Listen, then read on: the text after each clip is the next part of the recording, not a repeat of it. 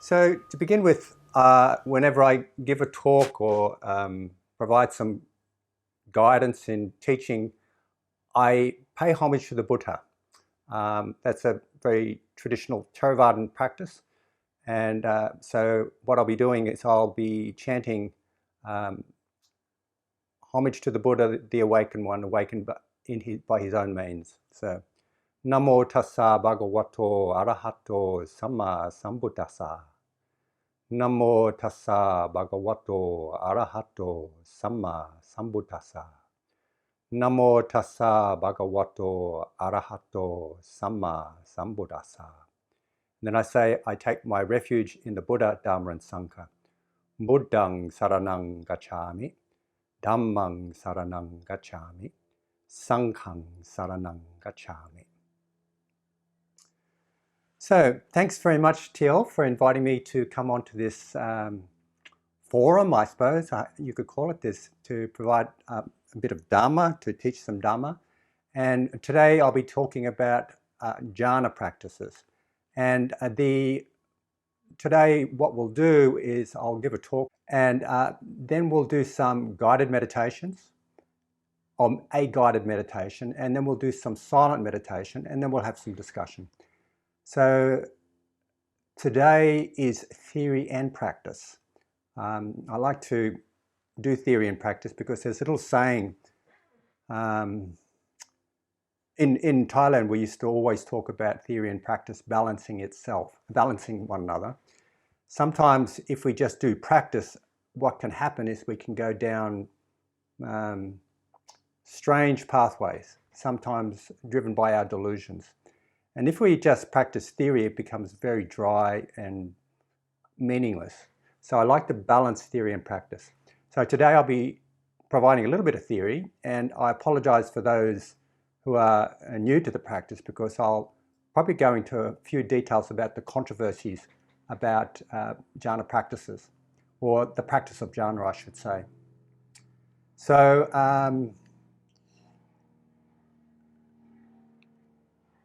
also, to begin with, I know TL mentioned this. He said I'm not an expert, and I like to reinforce that. And I'd like to say that this little quote by Shunroi Suzuki, in the beginner's mind, there are many possibilities, but in the experts, there are a few. I think it's a great little saying, because we're never really an expert. And there's another saying about being an expert. I think it's an old grip under pressure. But no one's ever really an expert. We're always beginning and learning afresh. And I like to have that perspective on whatever I do. And I've been studying Buddhism for about maybe 46 years now, something like that. And it's always new to me. I like to bring that fresh mind. So one point I want to make is that I'm not an expert on the jhanas. I've merely looked at them and tried to practice them over the years, and I like to share what I know. So the English translation of jhana, often people come about by saying it's translates as meditation, which is a bit kind of broad and general to be really meaningful. Sometimes they talk about it as being rapture and ecstasy. And this is true to some extent. However, when you get into the higher jhanas, I think for the first jhana and the second jhana, it's quite true. For the third jhana, not really. You're not having a lot of joy in the third jhana. You're not having a lot of ecstasy in the third jhana. And the fourth jhana, definitely not so. And the other jhanas, it's not characterized by rapture and ecstasy. So that's not a good way of translating it. Other ways it's been translated is as musing or absorbing or an absorption. And I like the term absorption. And I noticed that Analayo and many other Buddhist scholars and practitioners will often refer to the jhanas as the 4 absorptions, for example, or the 8 absorptions, an absorption practice. So I think absorptions are quite a good term. And I can't see this slide. I'll have to read it a little bit. The word jhana is Pali, Dhyana is Sanskrit version of it. And just as a matter of interest, that word came out of ancient India, of course, and as Buddhism traveled across through to China, the term jhana turned to chan, C-H-A-N, if we were to write it in English. And when it went to Japan, it changed to Zen. So that's the origins of that word Zen. It comes from the word jhana. So its meaning, the root term of it being jayati, means to meditate or to contemplate. And the way we usually understand jhanas, they refer to really high states of concentration. When concentration reaches a particular, meditative concentration that is, when it reaches a particular level where there's particular characteristics of this level. So yes, that's what we understand them to mean. They're called the jhanas. They're really like a noun, and they result from cultivating samadhi. And in fact, samadhi sometimes is used synonymously with jhanas. Like sometimes people will say, "Have you reached samadhi?" Which means, have you achieved that level of jhana? But in fact, samadhi really is like a verb and a noun again. Samadhi is based on these root terms of sam, which means with, a, samadhi, a refers to towards, and da means to put or to place. So it usually refers to the unification of attention so that it's placed in one spot. If you can think of a hose, for example, when you're bringing a hose together, like you have the hose on that squirty kind of spray nozzle. When you turn the nozzle down, you're bringing all that spray into one spot. So it's quite focused. Sometimes it's talked about as one-pointedness, and that's a good way of understanding it. But it's also understood as this kind of unification of attention. When we talk about unification, we're meaning that all these aspects of mind come together and are going in the same direction, which is really a lovely way to think about it. It's called samatha in Pali, shamatha in Sanskrit, I think. I know when I trained with Alan Wallace, he would call it shamatha, and I've often heard Till talk about it as shamatha. Samatha is the practice of calm abiding, tranquility, serenity. Shamatha is also that practice. So shamatha and samatha come from these root terms meaning to concentrate, to bring attention together and place it in one spot. So there's different ways, different perspectives have different ideas about how many jhanas there are. Generally, they talk about the 4 rupa jhanas and the 4 arupa jhanas. Now, rupa jhanas means of the body. Rupa means body. And the features of the first 4 jhanas are these. The feature of the first jhana is piti. A feature of it is piti. It's where your mind gets so concentrated that something starts to happen in your body and your mind. You start to experience joy or rapture. And I'll talk about the controversies a little bit later, but from the suttas perspective, what we feel, when we're feeling piti, we feel it in our body. It's felt as bubbly energy. And there's various levels of piti. Meditative piti is at a particular level, but various levels of piti that we might experience might be that simple, pleasant feeling of being relaxed. I know Till talked about relaxation and the importance of relaxation, and I will emphasize that. And when we do relax, it's kind of nice. It's like there's a flowing feeling in our bodies and it feels really comfortable. That's one level of piety. At the other levels of piety, like the meditative levels or the jhana levels, it experiences this energetic movement through your body, sometimes quite blissful. So that's a feature of the first jhana. A feature of the second jhana is more refined than that joyous rapture. You can still feel it in your body, and it is pleasant, but it's not as bubbly as piety, or it's not as bubbly as rapture and joy. It's kind of toned down a bit, but it's happy. It's happiness. It's sukha. And it's this buoyant lightheartedness. It's like a smile on your face and a smile in your heart. It's just lovely and mellow. And it's more refined than piety, but this level of concentration is not as refined as the next level of concentration, or the third jhana. And a feature of the third jhana is happiness and equanimity. In other words, contentment. And this is a much more, well, it's obviously more subtle than the experience of joy and rapture, but it is more subtle than happiness. It is this contentment. One has a certain level of peacefulness, the peacefulness of equanimity, but there is still pleasantness there. It is still have this feeling of pleasure.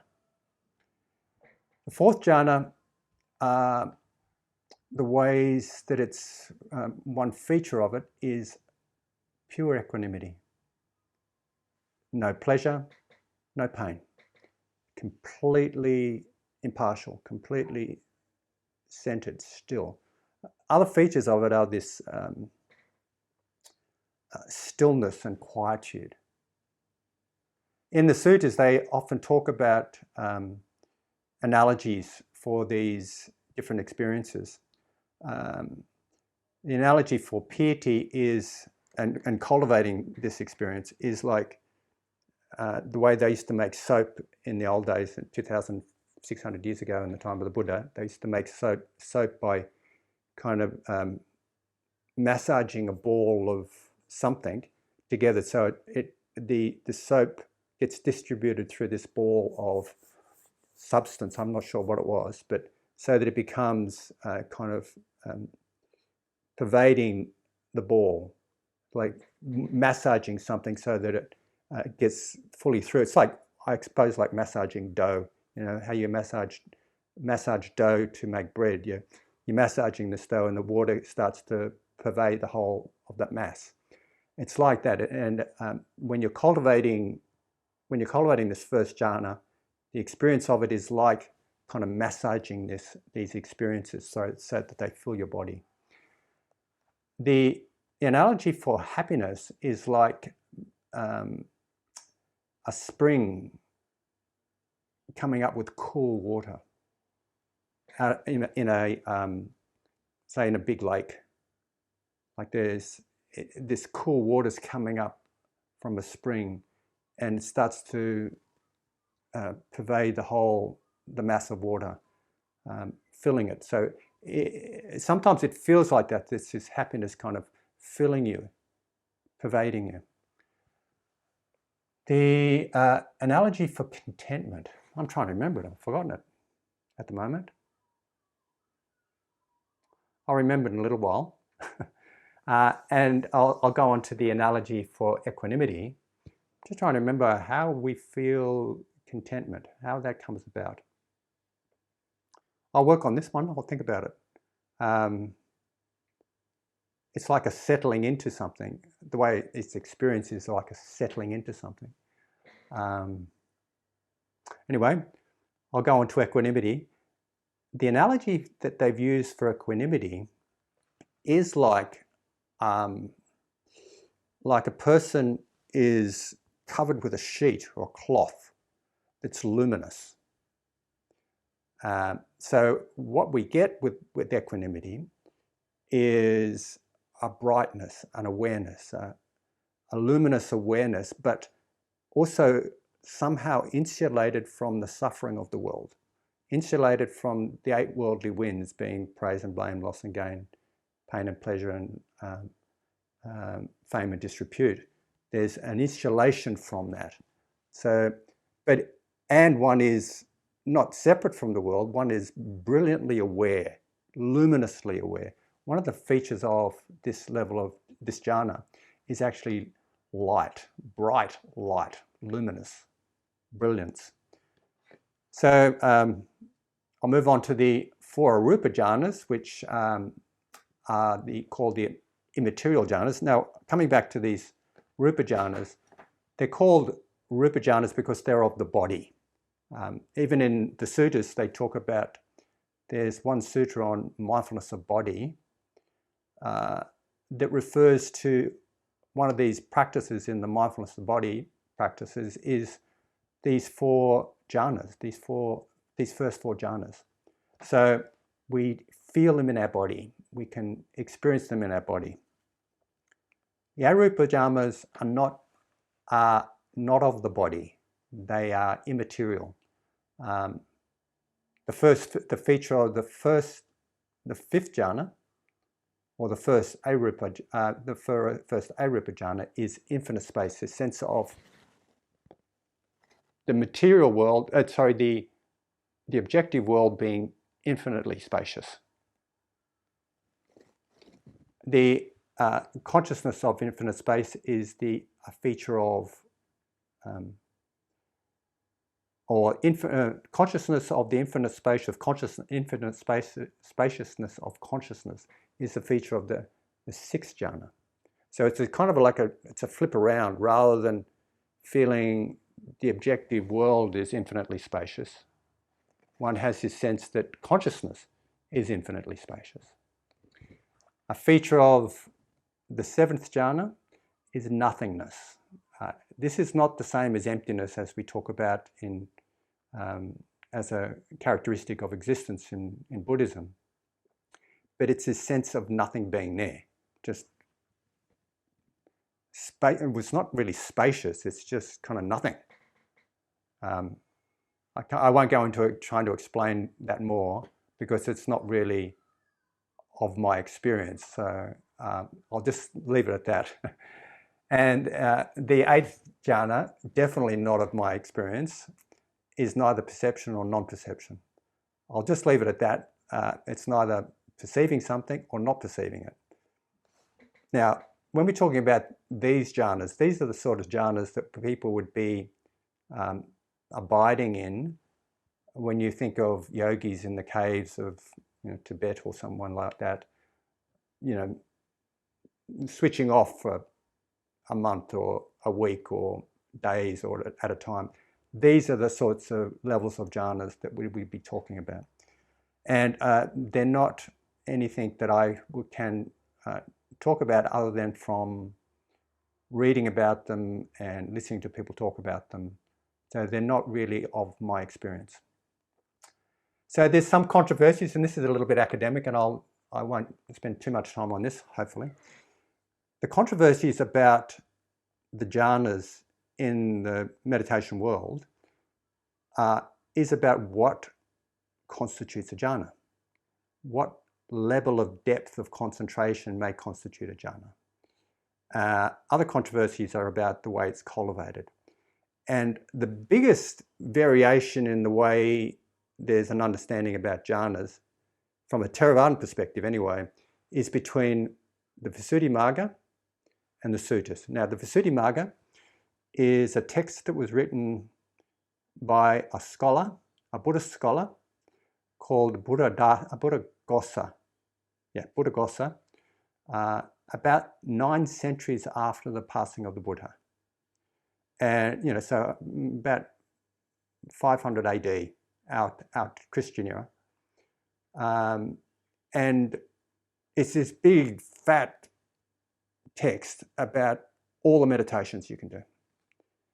I was going to bring my text down to show you, but it's about this thick and quite big. Visuddhimagga. It's been taken as the gold standard of meditation for centuries. But then what we see is the way that this jhanas are talked about in the sutras. And scholars of the sutras will say there's a difference between the way the Visuddhimagga talks about it and the sutras talk about it.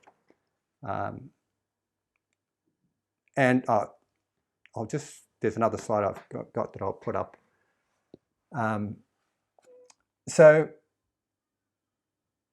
some of these differences are important to know because sometimes the differences in opinion about what constitutes a jhana can affect one's practice. So I found learning about what they talked about in the sutras very, very helpful for my own personal practice. So one scholar, actually this is from, I quoted this from a book that I'm reading, or a book that I've read actually called Focused and Fearless by Shayla Catherine. And she writes in her book that she understood, once she heard someone describe the controversies and the differences in the way people understand the jhanas like this, referring to a simile of 8 pools of water. So we have 8 jhanas. There's variation in how they're understood. There's variation in what might constitute someone practicing a jhana. At one level of this variation, people say we experience jhanas in everyday life, and they're just a natural part of life. And all we need to do is be aware of these everyday life activity experiences, and we'll be understanding the jhanas.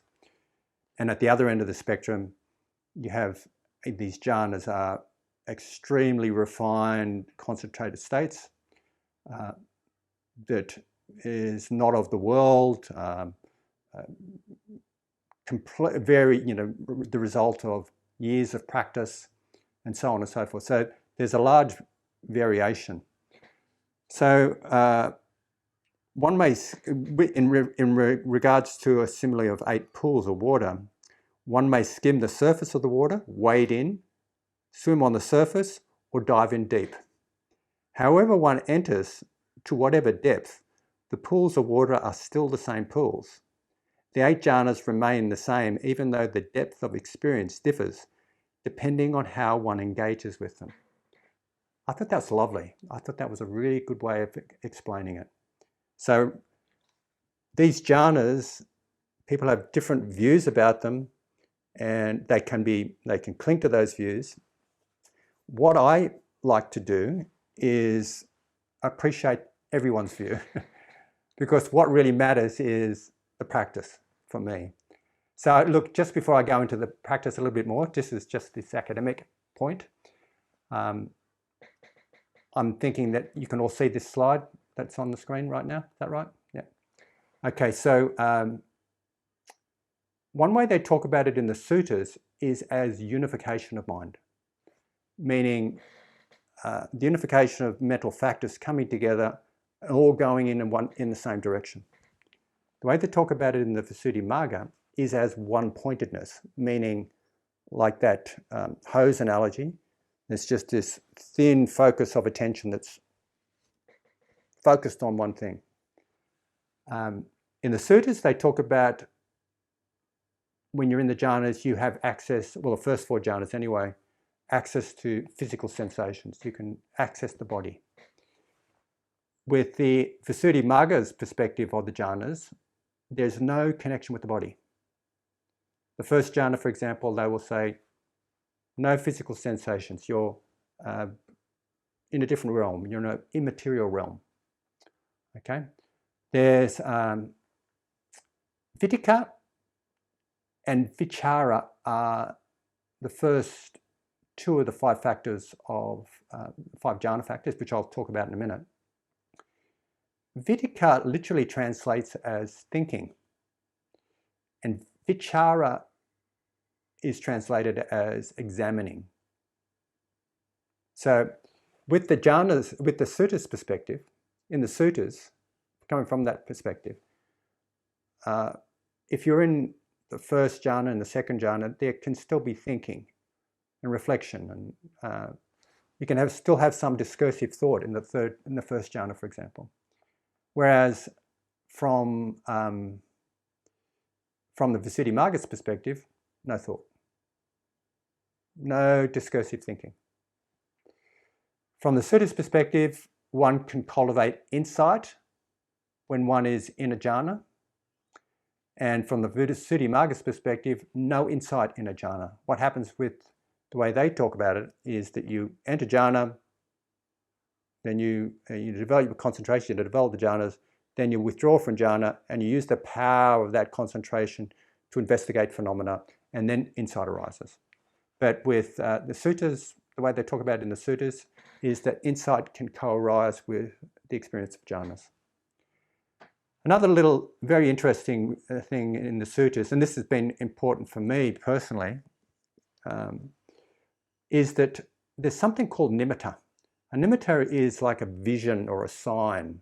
It's usually related to as a visual sign, like the sign of a light, or seeing the sunshine, or seeing the sun, or seeing it, like imagine seeing a sunrise, or something quite visual, but it's not limited to visual. It's a sign of something that replaces physical experience for us to concentrate on, so we can enter into the immaterial jhanas.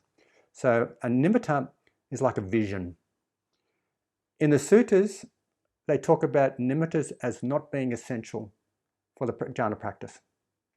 Whereas in the Visuddhimaggas, one needs to have a nimitta to progress. So there's just the variations. And I hope that hasn't been too academic, and I hope it's been useful. It's been very useful for me to understand these differences, because it then helped me practice in a way that I found fruitful. So I'm just going on to talk about something else. You haven't got pictures of these slides. I first heard about the jhanas in about 1975, I think. And around that time, I was actually practicing. I started living in Tara House. I was practicing within the Tibetan Buddhist tradition. And then I met a monk, a Theravadan Buddhist monk. His name was Prakantipalo. And I thought what he had to say was really wonderful. And I asked him, well, how can I practice this? How can I practice mindfulness more sincerely? And he said, to become a monk. So I spent quite a while with him, probably about 6 months, being his attendant. And when I heard about, so I lived with him, looking after him. And that photograph, I think, was taken in 1976, I think. And that cake, my mother made that cake for Prakantipalo, I think, if I remember correctly, at the Forest Retreat Centre in northern New South Wales. So the reason I'm saying this is that when Prakantipalo used to teach us the suttas, we used to go through a sutta, maybe 1 or 2 a week at least. And when I listened to what he was saying about the jhanas, I thought, that's completely out of my realm. No way. It's only the domain of saints. And I just thought, that's impossible.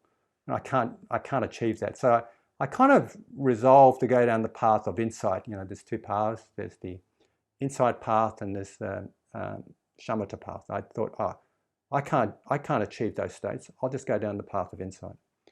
So what I did at that time was I went to Thailand and I became a monk. That's me at the age of probably about 21 or 22, something like that. That's a passport photo. I had to get my passport in 1978. I think that photograph was taken. So I lived in Thailand for nearly 2 years. And I practiced in the Northeast forest tradition. That's a cave I stayed in a lot of the time. I used to sleep outside and sleep under that grot. I didn't actually go in the hut much. And there's the main hall from that tradition. So from that temple, I stayed in a temple called Wat Doi Dhamma Jedi, which is in the northeast, with quite a popular teacher called Achan Ben or Luang Por Ben. So the way they taught it, I mean, I didn't hear anything about jhanas when I was in Thailand. Very little indeed, especially in these traditions. What they said was they cajoled us, actually. There's a picture of Luang Por Ben. This one, I went and lived with him when he was about 55. This one is probably, he's about 80 here in this photograph. But they would say, for goodness sake, just still your mind, quieten your mind, focus your attention, get it still and quiet, then investigate. And do that backwards and forwards.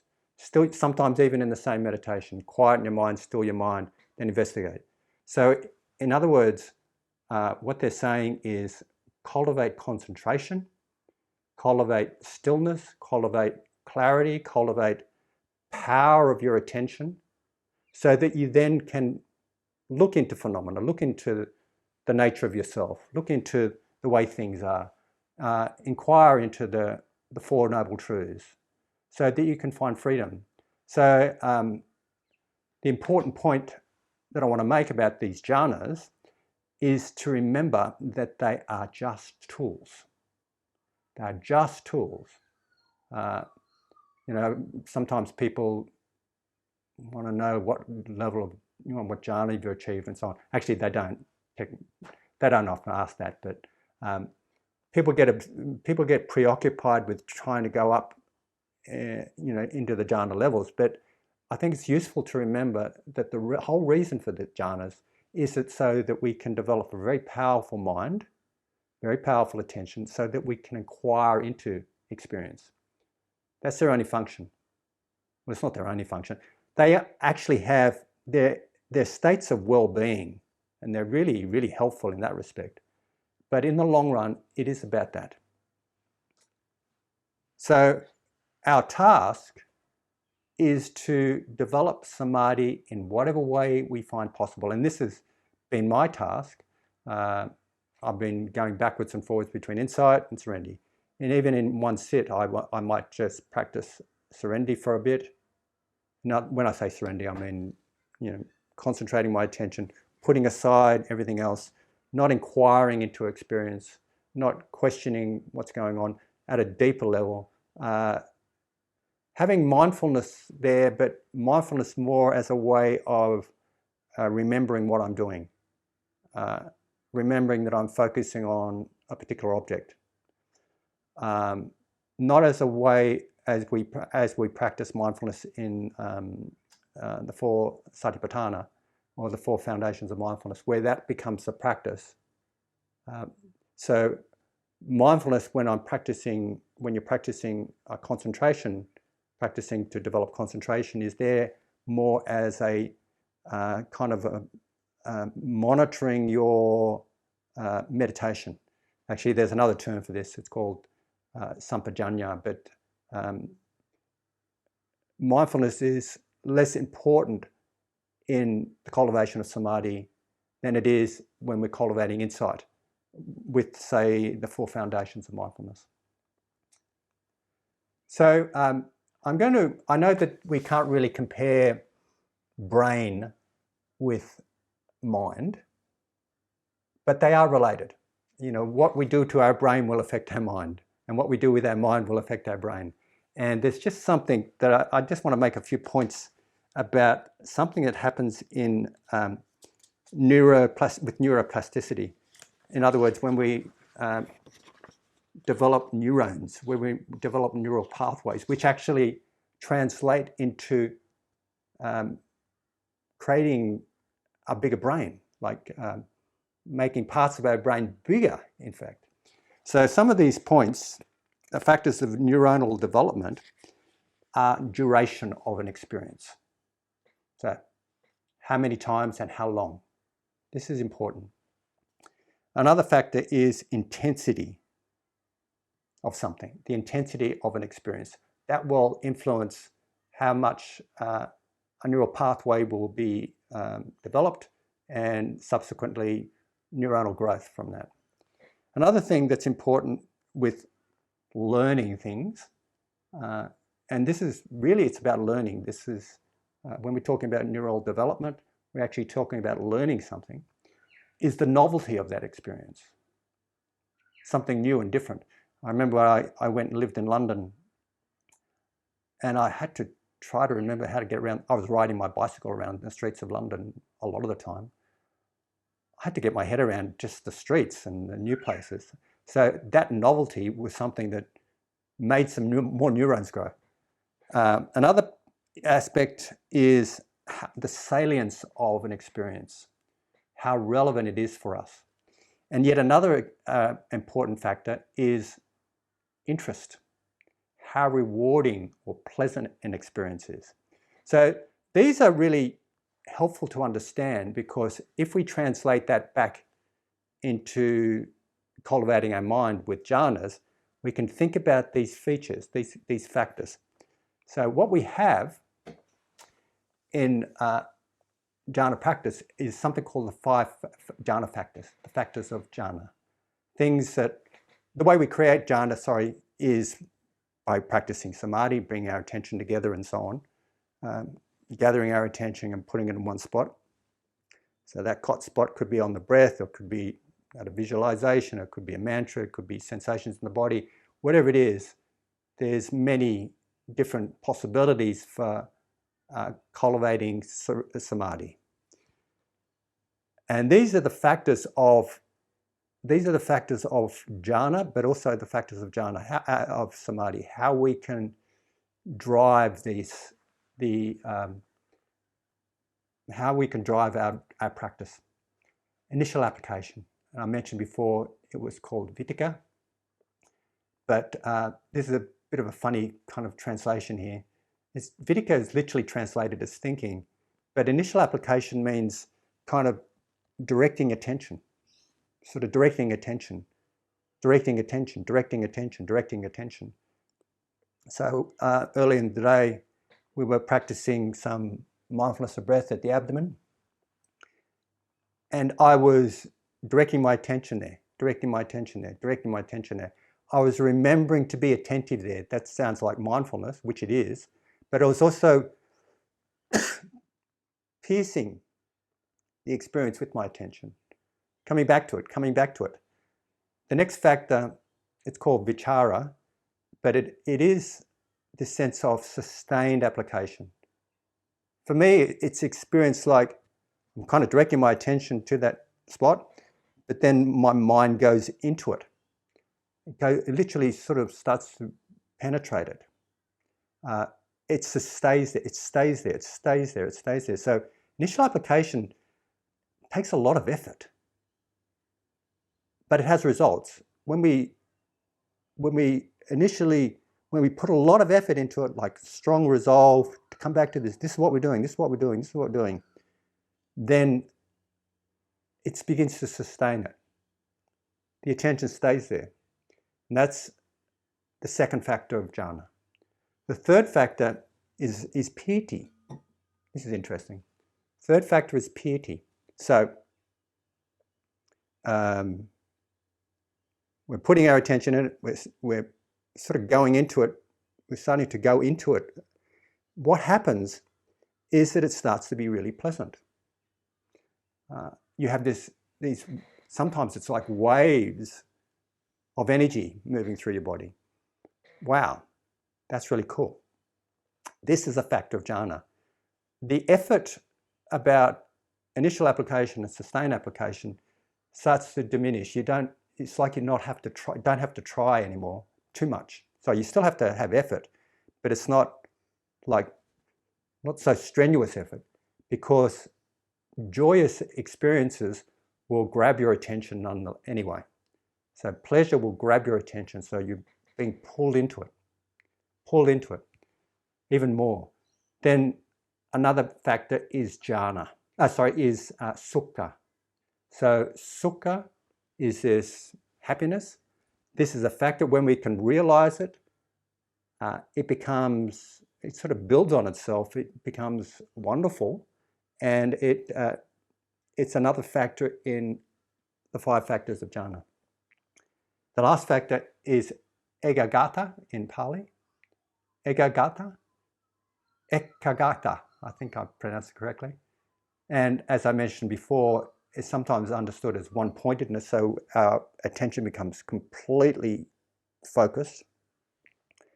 But another way of thinking about it is unification of attention, where everything's collected together. There's no stray parts of our attention going elsewhere. It's all just directed to this one thing, and we become completely absorbed.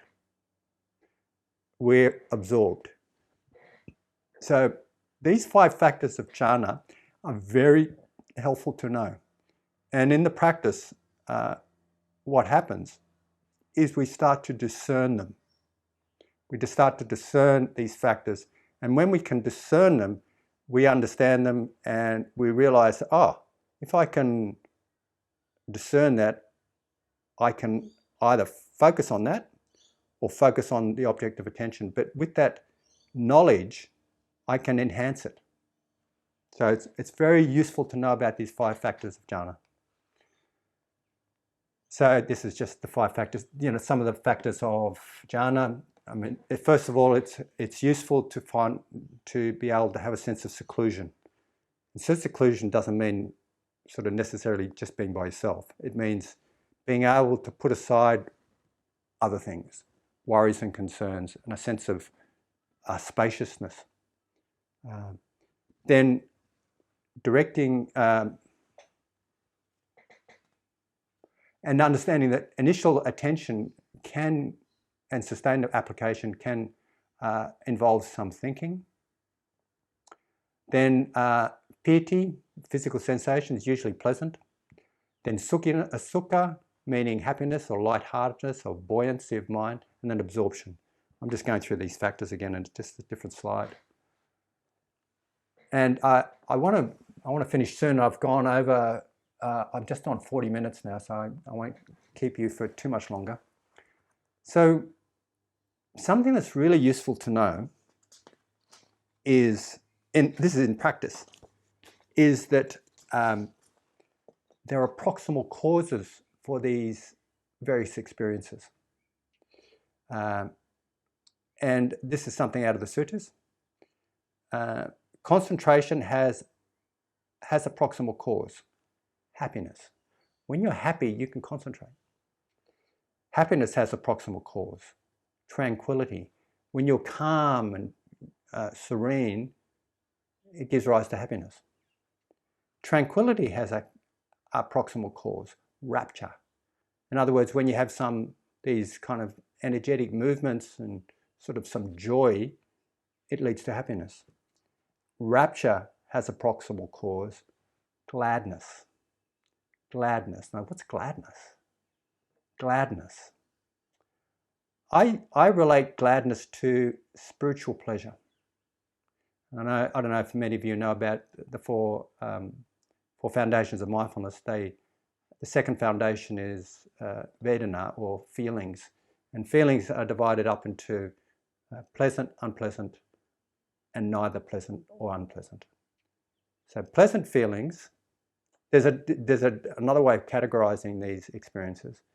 They are categorized as either worldly or non-worldly. In other words, a worldly or spiritual. So the difference between spiritual pleasure and worldly pleasure is that worldly pleasures can give rise to craving. Spiritual pleasures are often born from concentration, but also they are the pleasures of walking on a path of freedom, traveling along that path of freedom. So if you can identify spiritual pleasure, then that segues into tranquility, segues into happiness segues into concentration.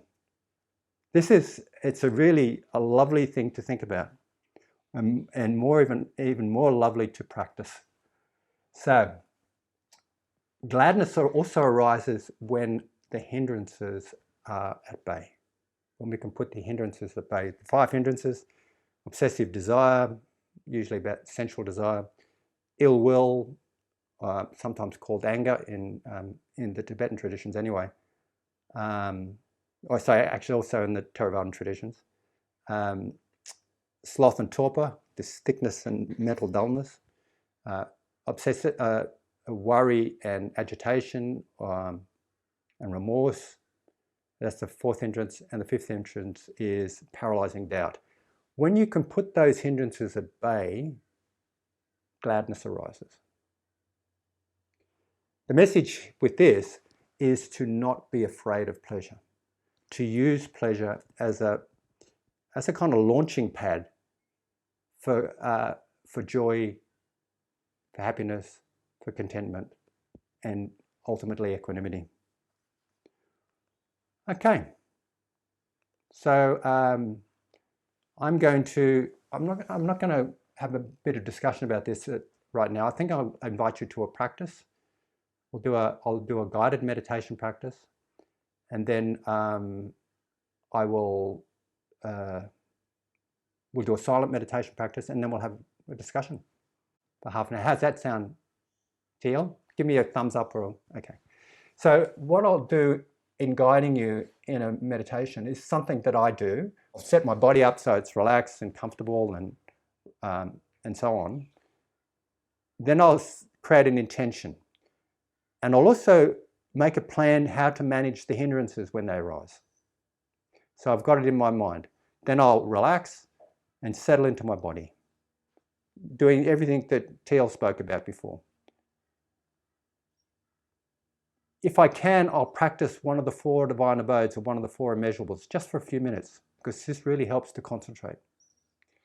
Then I'll direct my attention and sustain it at a chosen object. It could be the breath, it could be anything, or anything that's wholesome.